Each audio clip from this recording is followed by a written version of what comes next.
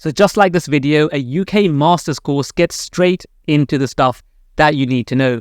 You'll probably be studying 8 modules on your Master's course, and only one of them will likely be an introductory module. Every other module will be based on getting straight into the details of the subject as opposed to introducing it, and there's pros and cons to this format. A big pro being you get to see real-life applications and case studies of how useful what you're learning has actually been. But the cons of this leads me on to the second point, which is there is a lot of reading that you'll have to do by yourself. Reading, understanding, and note-taking are going to be skills deemed by the lecturer to be something that you've already developed. That's not saying lecturers won't help you understand the material, but when studying for a UK Masters, all of those skills that I've just mentioned will require a step up from you, and there's definitely not going to be any spoon feeding at this level. And when it comes to reading and self-learning, please don't be that person who leaves it all until you have essays, because it'll be very apparent to your lecturer if you haven't done the reading and you're just trying to slot in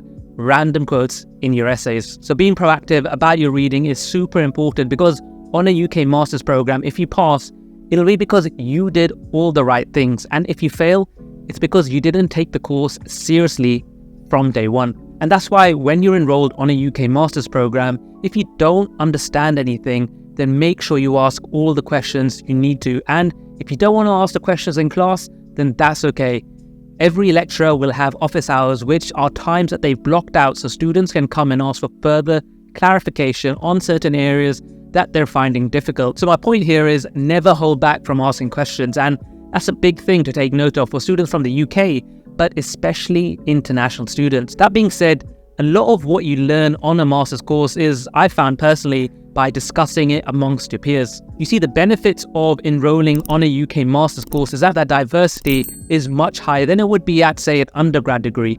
Now, by diversity, I'm not talking about the student ethnicities, but more about the life experiences of each student. Obviously, at undergrad level, you're pretty much going to be around 18, 19, 20 years old and have only known studying your entire life. But at master's level, you'll be exposed to students who'll come straight from undergrad level, but you'll also have students who've been working now for several years. This results in more diverse learning outcomes, as people can give you examples of how things have actually worked out in their countries and real-life projects that they've also been involved in. Talking of projects, the largest part of the whole master's course is the dissertation.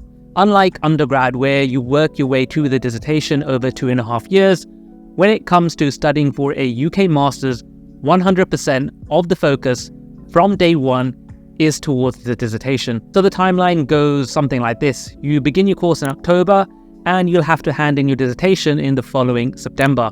You'll formally begin writing your dissertation around May, which is 7 months from the start of your course. But you have to provide a dissertation proposal first, which will be around January. So that's just 4 months after the start of your course.